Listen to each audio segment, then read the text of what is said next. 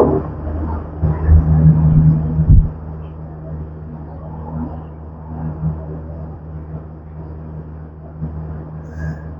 दोस्तों, एक बार फिर से मैं अपने YouTube चैनल पर आपका हार्दिक स्वागत है, मैं अभिनंदन करता हूं।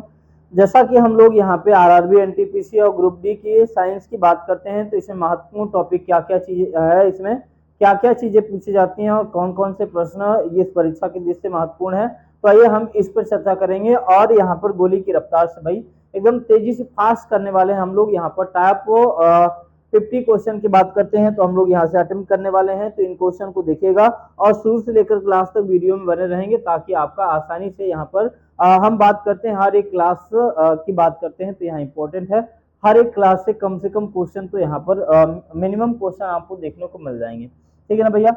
चलिए यहाँ पर सवाल नंबर पहले की बात करेंगे। ये केमिस्ट्री का सवाल है भाई, कह रहा है कि निम्नलिखित में से कौन सा एक एल्किल समूह का सामान्य सूत्र है। देखिए अगर बात करते हैं एल्केन का फार्मूला क्या होता है, अगर एल्केन की बात करते हैं भैया, एल्केन का फार्मूला होता है CnH2n+2 हो जाता है यहाँ पे। और एल्कीन का जो फार्मूला होता है मेरे भाई, एल्कीन का जो फार्मूला होता है भैया वो क्या होता है, CnH2n होता है। और एल्काइन का जो फार्मूला होता है भैया, एल्काइन समूह का जो फार्मूला होता है CnH2n-2 होता है। ठीक है ना। यहाँ पर मुझे एल्कीन का फार्मूला पूछ रखा है, तो आपका राइट आंसर कौन सा हो जाएगा, बी वाला बिल्कुल सही उत्तर हो जाएगा। आप लोग एक सेकेंड, बी वाला नहीं भैया, सी वाला आंसर होगा आपका, सॉरी। यहाँ पे कौन सा आंसर हो जाएगा भैया, सी वाला आपका करेक्ट आंसर हो जाएगा, CnH2n हो जाएगा। ठीक है ना भाई। चलिए आगे बात करेंगे। अगले क्वेश्चन पे कह रहा है कार्बन की संयोजकता कितनी होती है भैया, तो आप याद रखिएगा कार्बन जो होता है, कार्बन का परमाणु क्रमांक 6 होता है। इसका इलेक्ट्रॉनिक विन्यास करें 2,4 होगा, तो बाह्यतम कोश में इलेक्ट्रॉनों की संख्या 4 होती है, अर्थात इसकी संयोजकता भी कितनी हो जाएगी भैया, 4। ये चतुर्संयोजी परमाणु होता है। कैसा परमाणु होता है, चतुर्संयोजी परमाणु होता है। ठीक है ना, चतुर्संयोजी परमाणु होता है भैया कार्बन। और कार्बन के कितने अपर रूप होते हैं भाई, कार्बन के कितने अपर रूप हैं, 3। एक का नाम है हीरा, दूसरे का नाम है ग्रेफाइट, हीरा हो गया, ग्रेफाइट हो गया, तीसरे का नाम भैया हो गया फुलेरिन हो गया। ठीक है ना, यहाँ पे ये ऑप्शन कर सकते हैं, तो आपका करेक्ट आंसर हो जाएगा 4। आगे बढ़ेंगे। फेरस सल्फेट को गर्म करने पर निम्नलिखित में से क्या प्राप्त होगा, भैया आयरन सल्फेट है FeSO4। फेरस सल्फेट को आप गर्म करेंगे, ठीक है ना, तो निम्नलिखित में से क्या प्राप्त होगा, केवल फेरिक ऑक्साइड। ठीक है ना, केवल फेरिक ऑक्साइड नहीं प्राप्त होगा, फेरिक ऑक्साइड प्राप्त होगा, सल्फर डाइऑक्साइड प्राप्त होगा, सल्फर ट्राइऑक्साइड प्राप्त होगा। बिल्कुल जी हाँ, यहाँ से कह सकते हैं, यहाँ से फेरिक ऑक्साइड कह सकते हैं, सल्फर डाइऑक्साइड कह सकते हैं और SO3 कह सकते हैं। तो आपका करेक्ट आंसर क्या हो जाएगा, आपका यहाँ से राइट आंसर कौन सा हो जाएगा भैया, बी वाला बिल्कुल करेक्ट आंसर आपका हो जाएगा। चलिए आगे बढ़ेंगे। हम लोग कह रहे हैं जेली में निम्नलिखित में से परिक्षिप्त प्रावस्था क्या होती है। तो भैया जेली की अगर हम बात करते हैं, कोई भी जेली पदार्थ अगर बनेगा तो ये मिला करके ठोस और तरल दोनों को मिलाएंगे तो जेली पदार्थ बनता है, आपको पता होना चाहिए। ठीक है ना, जेल जैसा पदार्थ बनाने के लिए आपको आपके पास ठोस और द्रव दोनों चीजें होना अनिवार्य है। ठीक है ना, दोनों को मिलाएंगे तो क्या बन जाएगा, जेल जैसा पदार्थ बन जाता है। ठीक है ना, यहाँ से बात करेंगे हम लोग अगले क्वेश्चन की। तरह निम्नलिखित में से किस घटना में ठोस द्रव या ठोस द्रव पदार्थ में बदल जाता है। देखिए भैया जो ठोस है, ठोस को द्रव में चेंज करना, ठीक है ना, कौन सी विधि के द्वारा द्रव में बदलेगा ये, तो यहाँ पे दिया नाभिकीय संलयन, ठोसीकरण हो जाएगा, ऊर्ध्वपातन हो जाएगा और यहाँ पे निक्षेपण। ऊर्ध्वपातन का मतलब होता है भैया ठोस अवस्था से सीधे कौन सी अवस्था में बदलना, गैस की अवस्था में चेंज हो जाना। ठीक है ना, अब यहाँ पर बात करूंगा मैं, निक्षेपण का मतलब क्या होगा, यहाँ से निक्षेपण का मतलब उसमें से कोई भी पदार्थ स्रावित करके प्राप्त करना, वो निक्षेपण कहलाता है। ठीक है ना, अब यहाँ से बात करेंगे संलयन। जो संलयन का मतलब होता है जोड़ना, संलयन का मतलब होता है छोटे छोटे पदार्थों को मिलाकर के जोड़ना। तो आपका राइट आंसर कौन सा हो जाएगा, ठोसीकरण हो जाएगा, तो यहाँ से बोल सकते हैं भाई। ठीक है ना, हाँ, तो कह रहा है कि किस घटना में ठोस द्रव पदार्थ में बदल जाता है, तो आप क्या बताएंगे। अगला सवाल कर रहा है निम्नलिखित में से कौन सा इमल्सन का एक एग्जाम्पल है। यहाँ से क्या दे सकते हैं, रबर, स्पंज फोम, तो भैया यहाँ से इमल्सन का जो यहाँ से उदाहरण हो जाएगा आपका फेस क्रीम हो जाएगा। क्या हो जाएगा भैया मेरे, फेस क्रीम हो जाएगा। आपका करेक्ट आंसर क्या हो जाएगा, फेस क्रीम बता सकते हैं यहाँ से। तो राइट आंसर आपका कौन सा हो जाएगा, बी वाला बिल्कुल करेक्ट आंसर हो जाएगा। ठीक है ना। चलिए, अगर यहाँ पर आपको कोई भी तकलीफ होती, किसी भी प्रकार की समस्या होती है,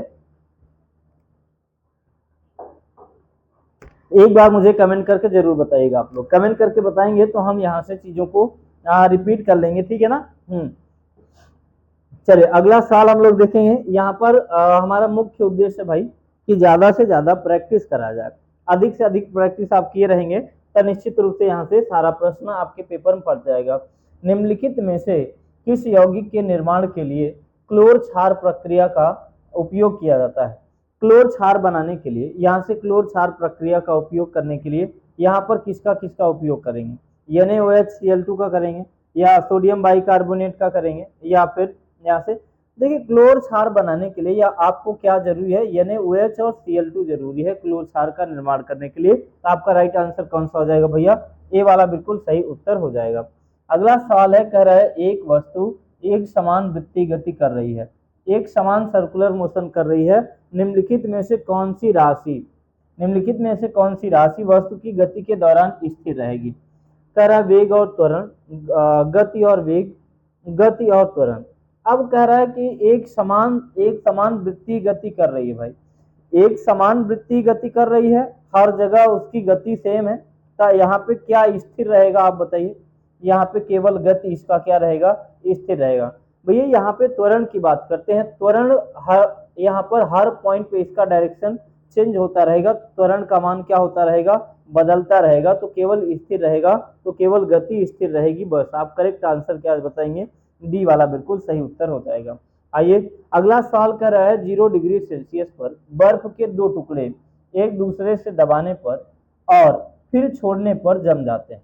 ठीक है ना। इस संदर्भ निम्नलिखित में से कौन सा सही सिद्धांत क्रियाशील है। ध्यान से देखिए, जैसे दो बर्फ के टुकड़े हैं, मेरे पास दो बर्फ के टुकड़े हैं, इन दोनों को ऐसे दबा दें। ठीक है ना भैया, इन दोनों को ऐसे दबा दें। ठीक है, तो ये बर्फ के टुकड़े आपस में क्या हो जाते हैं, दबाने पर, छोड़ देने पर ये जम जाते हैं, टूटते नहीं है।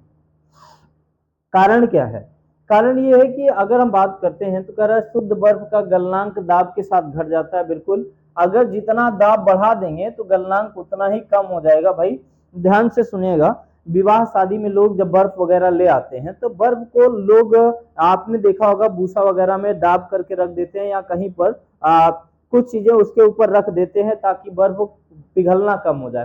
ठीक है ना। जैसे प्रेशर बढ़ा देंगे वैसे ही उसका जो है यहाँ से गलनांक कम हो जाता है। तो आपका राइट आंसर कौन सा होगा भैया मेरे, ए वाला बिल्कुल करेक्ट आंसर हो जाएगा। अगला सवाल यहाँ पे कह रहा है हाइड्रोलिक ब्रेक, बहुत इंपॉर्टेंट सवाल है। हाइड्रोलिक ब्रेक ऑटोमोबाइल में किस सिद्धांत पर कार्य करता है। तो बात करेंगे यहाँ पे, बात करूंगा मैं पास्कल के नियम पर। हाइड्रोलिक ब्रेक किसके नियम पर आधारित होता है भैया, पास्कल के सिद्धांत पे काम करता है, रास्कल नहीं पास्कल। ठीक है ना, यहाँ से पास्कल के सिद्धांत पर काम करेगा, तो आपका राइट आंसर हो जाएगा पास्कल। कह रहा है ध्वनि की तीव्रता मापने के लिए किस इकाई का प्रयोग करते हैं। वाट, किसे वाट मापते हैं। शक्ति का मात्रक क्या होता है, शक्ति का मात्रक क्या होता है भैया, वाट। अगर यहाँ से रेम की बात करें तो रेम रोम जो होता है यहाँ पर बात करते हैं उसका, तो जैसे डाटा की बात करते हैं, ठीक है ना, जो चिप आती है उसको हम यहाँ पे रेम रोम देखते हैं उसका। सेंटीग्रेड जो होता है वो लंबाई का मात्रक है। और डेसिबल की बात करें, ध्वनि को किस में मापा जाता है, शोर शराबा को डेसिबल में मापा जाता है। तो करेक्ट आंसर क्या हो जाएगा भैया मेरे, डेसिबल आपका राइट आंसर हो जाएगा। कर लेंगे बिल्कुल, आपका यहाँ से करेक्ट आंसर क्या हो जाएगा भैया, डेसिबल आपका बिल्कुल सही उत्तर हो जाएगा। अगले सवाल पे हम लोग चलते हैं। अगला सवाल देखिएगा, देखिए रॉकेट किस सिद्धांत पर कार्य करता है। तो यहाँ पर बात करूंगा, जैसे भाई अगर रॉकेट को आपने जाते हुए देखा होगा, जो रॉकेट होता है, अगर रॉकेट जा रहा है इस तरीके से, ठीक है ना, आपने देखा होगा कि रॉकेट पीछे की ओर धुआं भी छोड़ता है। ठीक है ना, ऐसा देखें, रॉकेट आगे की तरफ चलेगा तो प्रतिक्रिया पीछे की तरफ देगा।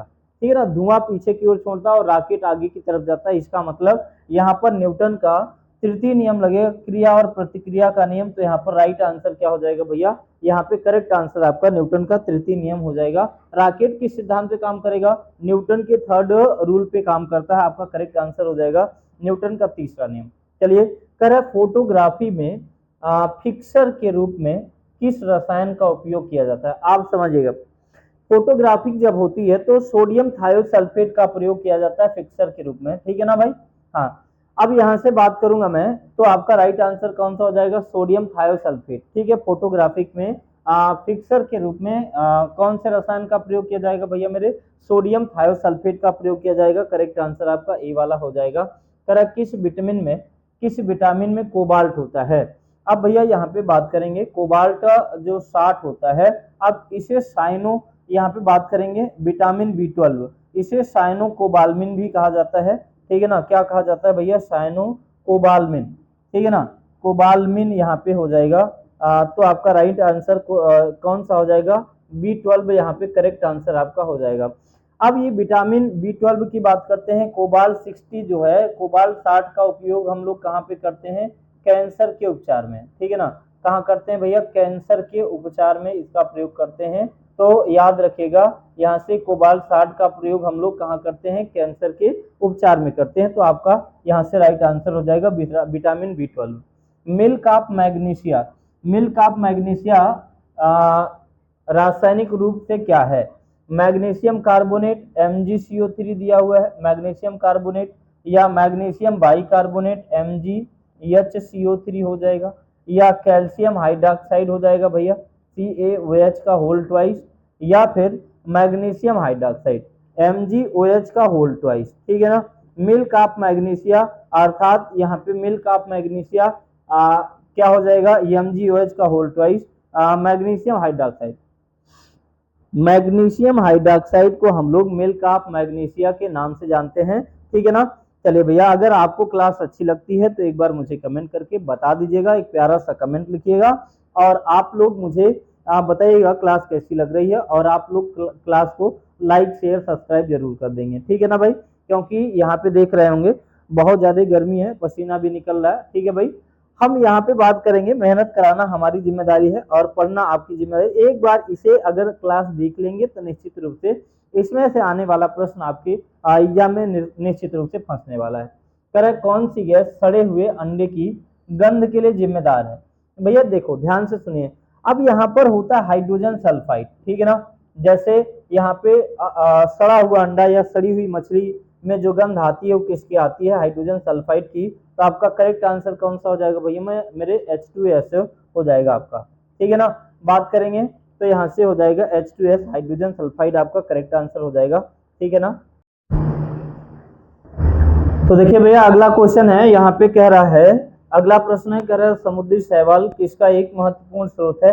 तो क्या बताएंगे भैया, समुद्री शैवाल की अगर बात करते हैं, जो समुद्र में शैवाल पाए जाते हैं, अगर बात करते हैं तो उसमें से क्या निकाला जाता है, आयोडीन, ठीक है, जो कि नमक में मिलाया जाता है, कि नमक में आयोडीन की कमी से कौन सा रोग होता है भैया, घेघा रोग होता है। कौन सा रोग होता है, घेघा रोग हो जाता है आयोडीन की कमी से। तो आप लोग यहाँ पे बताएंगे आयोडीन, करेक्ट आंसर आपका आयोडीन हो जाएगा। अगला सवाल कह रहा है, निम्नलिखित में से कौन सा तत्व एक उपधातु है। उपधातु कौन सा है भैया, अगर बात करते हैं, कह रहा है एक उपधातु है, टीन की बात करें, यहाँ पे सिलिकॉन की बात करें, बिस्मथ की बात करें, या फास्फोरस की। भैया टीन को हम लोग SN से दिखाते हैं, बिस्मथ को BI से दिखाते हैं, सिलिकॉन को SI से दिखाते हैं, फास्फोरस को P से दिखाते हैं। कह रहा है कि निम्नलिखित में से कौन सा तत्व उपधातु है। आप लोग यहाँ से बताएंगे भैया, उपधातु का मतलब है कि यहाँ पर जो धातु और अधातु दोनों के लक्षणों को प्रदर्शित करे, उसे हम लोग क्या कहते हैं, उपधातु। यहाँ पे भैया सिलिकॉन की बात करते हैं, जर्मेनियम की बात करते हैं, तो ये कौन क्या है, उपधातुएं हैं, ठीक है ना। कैसी धातुएं हैं, उपधातुएं हैं, ठीक है। तो यहाँ पर आंसर में कौन सा है, सिलिकॉन। तो आपका राइट आंसर कौन सा हो जाएगा भैया, सिलिकॉन आपका राइट आंसर हो जाएगा। चलिए अगले सवाल पे हम लोग चलेंगे। कह रहा है कि यहाँ शरीर में रक्त का उत्पादन किस भाग में होता है। तो बताइएगा, यहाँ से हृदय में होता है, कहाँ पे बनता है भैया, हृदय में बनता है, या प्लीहा में बनता है, या लीवर में बनता है। आप बताइएगा, राइट आंसर क्या हो जाएगा, अस्थि मज्जा हो जाएगा। अस्थि मज्जा में रक्त का उत्पादन होता है, तो यहाँ से बताएंगे अस्थि मज्जा आपका करेक्ट आंसर हो जाएगा।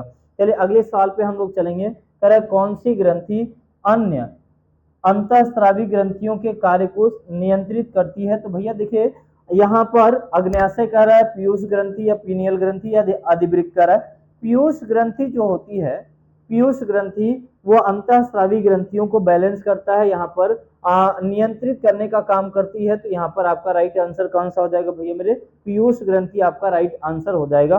ठीक है ना। अगले सवाल पे हम लोग चलेंगे। कह लाइसोसोम को कोशिका की आत्मघाती थैली क्यों कहा जाता है? क्योंकि वे ऊर्जा का उत्पादन करते हैं, क्या ये सही है?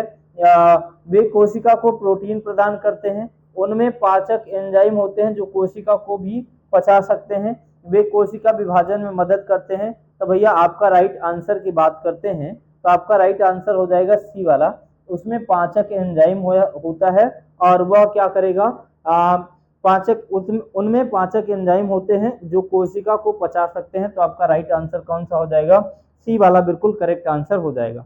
ठीक है ना, सी वाला बिल्कुल राइट आंसर आपका हो जाएगा। तो आगे बढ़ेंगे हम लोग। अगला सवाल कह रहा है रिकेट्स रोग किसकी कमी से होता है? तो क्या बताएंगे, रिकेट्स रोग किसकी कमी से होता है भैया? विटामिन सी की कमी से, विटामिन ए, विटामिन सी की कमी से एस्कर्वी रोग होता है। कौन सा रोग होता है? एस्कर्वी रोग, जो कि मसूड़ों में खून आना। यहाँ पे विटामिन ए की बात करते हैं तो इससे क्या होता है, रतौंधी रोग होता है, जो कि लोगों को रात में दिखाई नहीं देता है। विटामिन बी की बात करते हैं, इसे में कौन सा रोग होता है? विटामिन बी की कमी से कौन सा रोग होगा भैया? Beriberi. ठीक है ना, कौन सा रोग होता है? Beriberi. यहाँ पे विटामिन डी की बात करते हैं तो रिकेट्स रोग किसकी कमी से होता है? विटामिन डी की कमी से होता है। तो आपका राइट आंसर कौन सा हो जाएगा? डी वाला बिल्कुल सही आंसर हो जाएगा। चलिए अब यहाँ से कह रहा है श्वेत रक्त कोशिकाओं को शरीर के सिपाही क्यों कहा जाता है? ठीक है ना, जो WBC होता है कह रहा है कि श्वेत रक्त कणिकाओं को शरीर का सिपाही क्यों कहा जाता है? क्योंकि वे ऑक्सीजन का परिवहन करती हैं। ठीक है ना, WBC से ऑक्सीजन का कोई मतलब नहीं होता है। वे रोगों से लड़ने में मदद करती हैं, वे रक्त का थक्का बनाने में मदद करती हैं, रक्तचाप को नियंत्रित करती हैं। तो भैया जो WBC होता है, ठीक है ना, व्हाइट ब्लड कार्पल्स जो होता है, वे रोगों से लड़ने की क्षमता रखता है। ठीक है ना, वो रोगों से लड़ता है। तो यहाँ पे राइट आंसर आप लोग बताएंगे कि वे रोगों से लड़ने में क्या करती हैं, मदद करती हैं। तो आपका राइट आंसर कौन सा हो जाएगा? बी फॉर बॉल बिल्कुल करेक्ट आंसर हो जाएगा। अगले सवाल पे चलेंगे भैया हम लोग का। यहाँ पे निम्नलिखित में से कौन सा रोग कवक के कारण होता है? तो फंजाई के कारण कौन सा, फंगल के कारण कौन सा रोग होता है? तो देखिए दाद खाज खुजली जो होती है, इसे रिंग वर्म भी कहते हैं। दाद खाज खुजली जो होती है ये किसके कारण से होती है? कवक से होती है, कवक से होने वाली बीमारी है। तो आपका राइट आंसर कौन सा हो जाएगा भैया? ए वाला बिल्कुल करेक्ट आंसर आपका हो जाएगा। ठीक है ना, आगे अगले सवाल पे चलेंगे।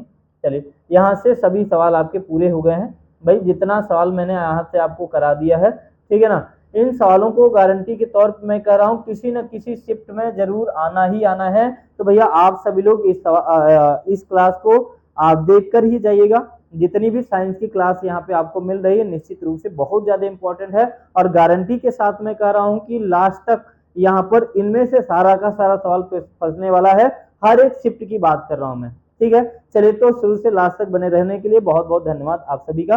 चलिए तो इसी तरीके से प्यार दुलार बनाए रहें और हमारे चैनल को लाइक सब्सक्राइब शेयर जरूर करें। ठीक है, धन्यवाद।